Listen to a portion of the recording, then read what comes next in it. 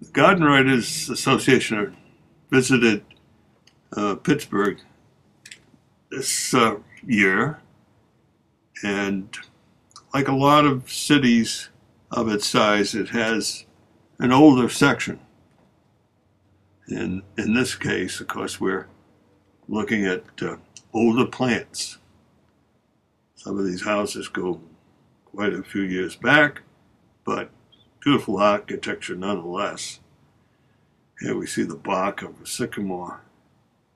This took me back to my youth, because in my youth we grew trees that were mostly for topiary, as we see well-trimmed plants here, and rhododendrons and azaleas and viburnum, the yews, the arborvitaes, the Chamaecyparis, which is a false cypress, translates false cypress. And of course they've added some newer plants, but for the most part these estates, or smaller residences, have had, here we see the garden writers moving from one house to another. In this case we have a good-sized house here, of course, in a good-sized land area, but you get an idea from the house across the street. A lot of brickwork, a lot of stonework, as opposed to the frame houses. Not casting a dispersion one way or the other. And of course, as you can tell by these larger trees that were planted some time ago, I would say that tree is a good 75 years old. To our right there we see some a very large spreading yew, Cuspidata capitata, and we're just rounding the front lawn area here.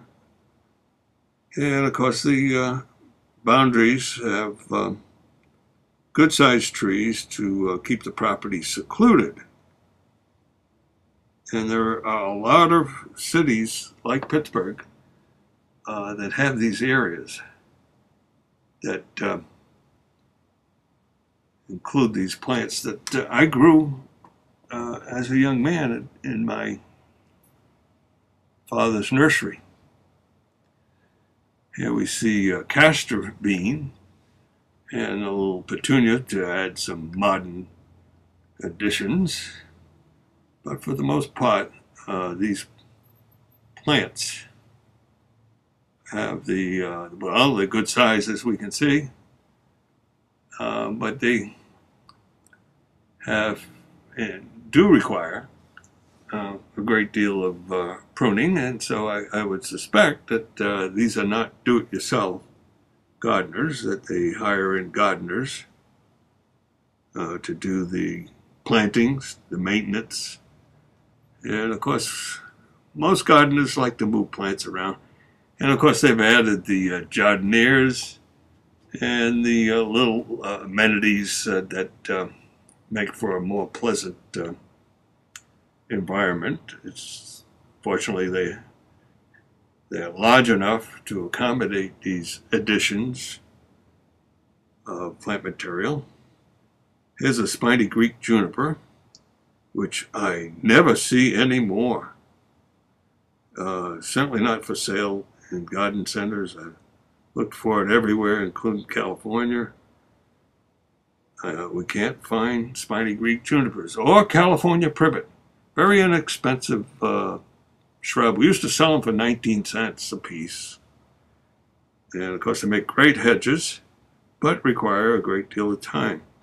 Another advantage I feel to being with the garden writers is that over the years, some 22 years now, I've made a lot of good friends, including this gentleman who's approaching us now, Ashton Ritchie,